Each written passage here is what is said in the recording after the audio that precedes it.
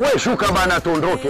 Ndio muda wewe. Ndio tumeshatimba sisi wazee. Kwa hiyo hao ndio wanaosema lipa namba ni kwa ajili ya biashara kubwa. Hao ndio wafanya biashara dogo dogo wanaozani kwamba lipa namba ni ya matajiri tu na mabiashara makubwa makubwa. Sasa sisi tunaitwa wazee wa chaka tuchaka na yas. Sisi ndio wazee wa chaka tuchaka na yas. Yaani sisi ndio wazee wa kuwaweka lipa namba. Nani anasema biashara ndogo hazihitaji lipa namba? Huyu alisema analipa namba. Hauna lipa namba ya yas. Hauna. Mpaka leo.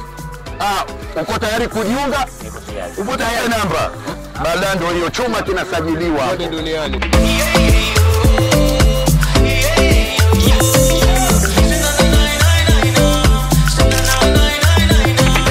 Tumemalizana na huyu, tunakwenda kwenye chaka lingine, chimbo lingine. Tuko kwenye chaka tuchaka, tunamaanisha tunagonga kila aina mfanya biashara. Mambo yenu ya zarau. Na tukisema kwa huyu hapa.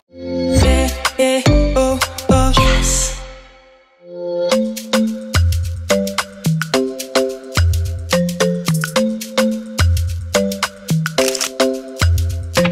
Nani amekwambia mama ntilia hana lipa namba? Anapewa leo. Sasa leo anagongwa lipa namba na yayazi. Hapa kuna chakula gani na chakula gani? Kuna wali samaki, wali nyama, ugali, dagaa, maharage, wewe na kazari.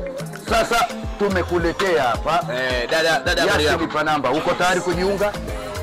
Weka hapa, sajili huyo.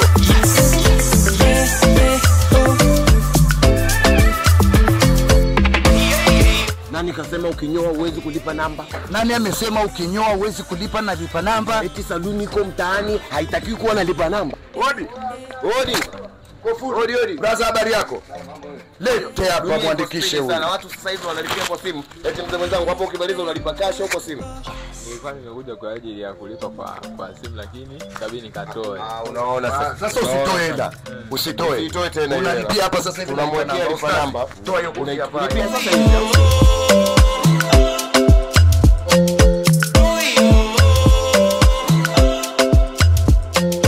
Una namba ya lipa namba hapo kupitia Yasi? Hapana. Hauna lipa namba ya Yasi? Sina. Kwa hiyo wateja wako wote wanakuja wanalipa cash. Ndio. Sasa huo mpango kupitia Yasi hatutaki tena. Twende duniani. Baba kusajili. Naomba leo tukupe lipa namba ya Yasi bure. Sawa. Kwanza kwa kukubali tumvalishe t-shirt. Yaani kitendo cha kukubali tu.